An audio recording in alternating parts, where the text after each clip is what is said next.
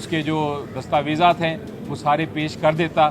لیکن مجھے لگتا یہ ہے کہ الیکشن کمیشن آف پاکستان جان بوجھ کے کیس میں تاخیر کر رہا ہے، وہ ڈیلے کر رہا ہے، اور وہ اس لیے ڈیلے کر رہا ہے کہ ان کو پتہ ہے کہ میرٹس پہ ان کے پاس کوئی جواب نہیں اس کیس کا۔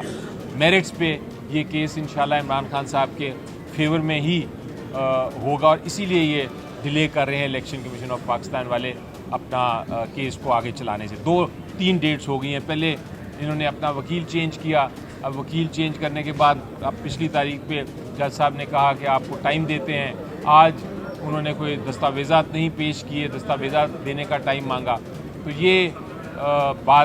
جو الیکشن کمیشن آف پاکستان کو جب ان کو موقع ملتا ہے تو ایک دن میں فیصلہ کر دیتے ہیں، اور یہ جو کیس تھا اس کا بھی فیصلہ انہوں نے ایک دن کی ہیئرنگ میں کیا تھا، لیکن جب اپیل کی باری آ رہی ہے تو سال ہو گیا ہے، ابھی تک الیکشن کمیشن آف پاکستان بحث نہیں کر رہی اس کیس میں۔ جی 24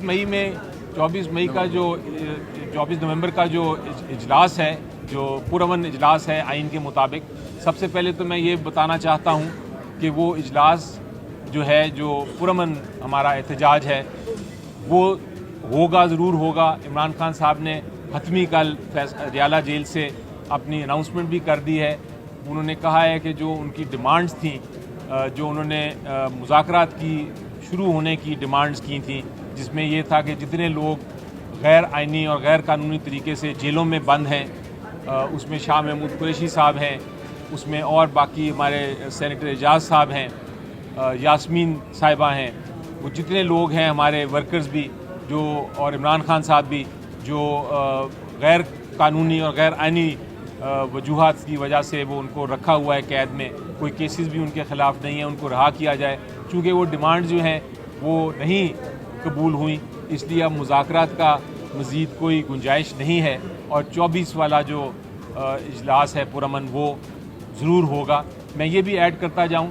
کہ آئین ہمیں اور قانون ہمیں اجازت دیتا ہے، حق دیتا ہے، یہ ہمارا بنیادی حق ہے کہ ہم احتجاج کریں، اور ہم اس معاملے میں آئین کے ساتھ اور قانون کے ساتھ کھڑے ہیں۔ حکومت جو ہے، جو روک رہی ہے اس کو یا روکنا چاہتی ہے اس پرامن احتجاج کو، اور وہ کنٹینرز کھڑی کر رہی ہے اور لوگوں کو پھر سے اریسٹ کر رہی ہے، وہ آئین کی خلاف ورزی کر رہے ہیں، وہ آئین اور قانون کے خلاف ہیں۔ تو اس کیس میں ہم قانون کے ساتھ ہیں، اور جو حکومت ہے وہ آئین کے خلاف ہے۔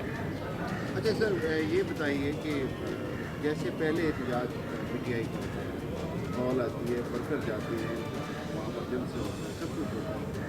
اس دفعہ جب اسلام آباد میں ٹی چوک میں وہاں پہ دھرنا یہ لوگ جمع ہوئے تھے تو لیڈرشپ غائب ہو گئی۔ ایسی صورتحال تو دوبارہ نہیں ہوگی، کیونکہ جو ورکرز ہیں پی ٹی آئی کے، وہ اس بات کا خدشہ ظاہر کرتے ہیں۔ دیکھیں، عمران خان صاحب سے یہ بات ہوئی تھی اور انہوں نے وضاحت کر دی تھی، اس کی میرے سامنے وضاحت کی تھی۔ انہوں نے کہا تھا میں عوام کو بلا رہا ہوں، لیڈرشپ آئے گی، ضرور آئے گی، لیکن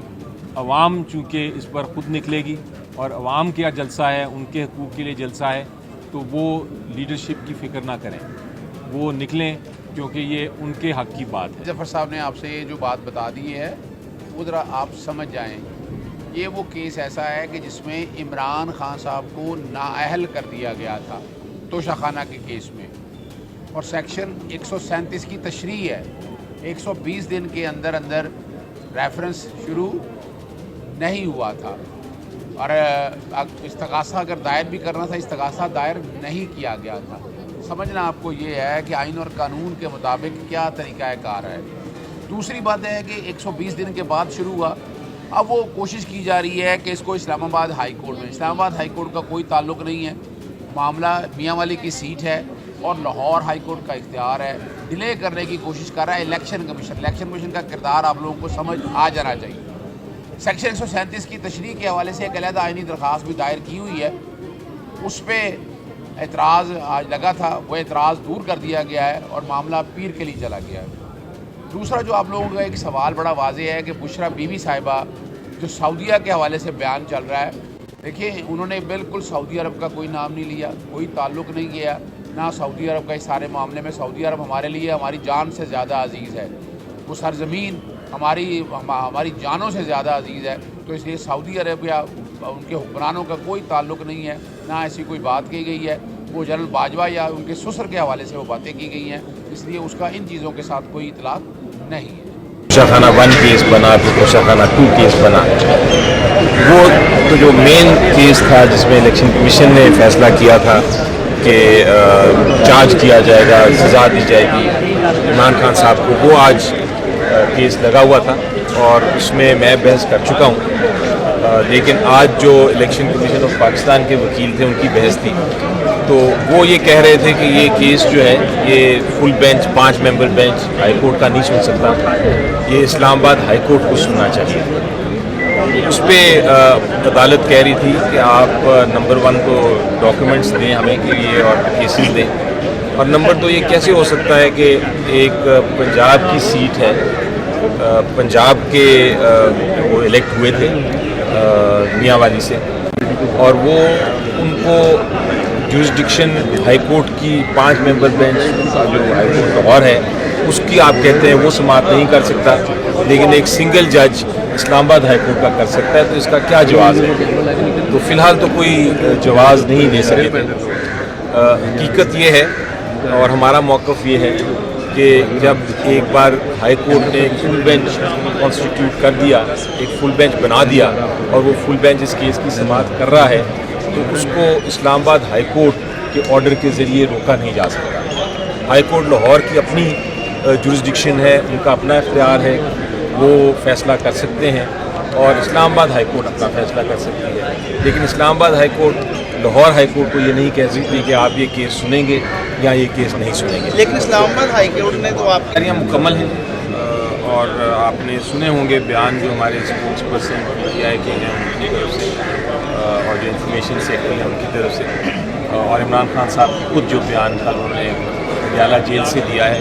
اس میں بڑا واضح انہوں نے کر دیا ہے کہ کسی قسم کی کنفیوژن نہیں ہونی چاہیے۔ 24 کا جو پروٹیسٹ ہے وہ ہو رہا ہے، اور میں آپ کو ایک بات بتاؤں کہ یہ جو احتجاج ہے، پرامن احتجاج پی ٹی آئی کی طرف سے، یہ احتجاج جو ہے یہ آئین کے ساتھ ہے، آئین کے تقاضے پورے کرتا ہوا ہے اور قانون کے مطابق، لیکن اسلام آباد ہائی لیکن جو کورٹ نے آپ کو پرمیشن نہیں دی۔ میں اس پہ آتا ہوں، لیکن جو حکومت کا موقف ہے کہ ہم یہ احتجاج پرامن نہیں کرنے دیں گے، وہ غیر آئینی ہے اور غیر قانونی ہے، اس لیے ہم قانون کے ساتھ کھڑے ہیں، آئین کے ساتھ کھڑے ہیں، اور حکومت جو ہے آئین کے خلاف ہے۔ اسلام آباد ہائی کورٹ کا میری نظر میں کوئی اختیار نہیں ہے کہ وہ پروٹیسٹ جو ہے پرامن احتجاج کو روکے یا اس کو اجازت دے۔ یہ دونوں چیزیں ہائی کورٹ کا معاملہ نہیں، یہ حکومت اور پبلک کا معاملہ ہوتا ہے۔ ہائی کورٹ نے بار بار یہ آرڈرز فرمائے ہیں، لیکن میری نظر میں یہ آرڈرز جو ہیں یہ غیر قانونی ہیں، اور ان کو آپ اگر دیکھیں کانسٹیٹیوشنل کورٹ جو بنا ہے سپریم کورٹ کا، انہوں نے بھی وضاحت کر دی ہے سپریم کورٹ کے کانسٹیٹیوشنل کورٹ نے کہ ہم پالیسی میٹر، ایگزیکٹو میٹر جو دائرہ اختیار ہے حکومت کا، اس کے اندر ہم کسی قسم کی انٹرفیئرنس یا مداخلت نہیں کریں گے۔ تو اگر وہ کانسٹیٹیوشنل کورٹ یہ کہہ رہا ہے تو پھر ہائی کورٹ کیوں مداخلت کر رہا ہے ایک احتجاج میں جو پرامن آئین کے اچھا سر، مطابق؟ یہ بتائیے گا کہ پی ٹی آئی نے جب بھی مذاکرات کیے ہیں، دیکھیں یہ مذاکرات جو ہیں ابھی ضرور ایک انڈیکیشن آپ کو میں دے سکتا ہوں، مذاکرات تھے، لیکن وہ جو ڈیمانڈز تھی ہماری، اور اس میں ایک ڈیمانڈ جو عمران خان صاحب نے کہا تھا کہ ہمیں مجھے ریلیز کیا جائے، اور ہمارے جو پرزنرز ہیں، ہمارے جو لوگوں کو کسی ٹرائل کے بغیر، کسی کیس کے بغیر جیل میں رکھا ہوا ہے ان کو رہا کریں، تو وہ چونکہ منظور نہیں ہوئی جو کنڈیشن تھی مذاکرات کی، تو اس لیے کہ مذاکرات کا اب فی الحال کوئی یہ نہیں نظر آتا کہ فیوچر ہوگا۔ ابھی فی الحال تو یہ احتجاج ہوگا اور پھر آگے کا ایک چلیں۔ بیان آیا ہے سعودی عرب سے متعلق، اس میں آپ کیا کہیں گے، کیا موقف ہے پارٹی کا؟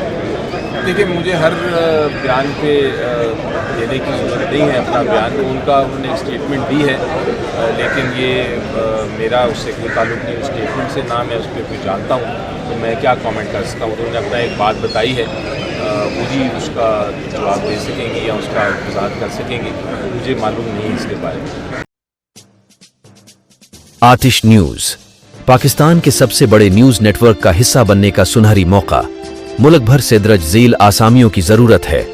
Bureau chief, deputy bureau chief, video editor, city reporter, تحصیل reporter, district reporter, crime reporter, press reporter, نمائندہ، نامہ نگار۔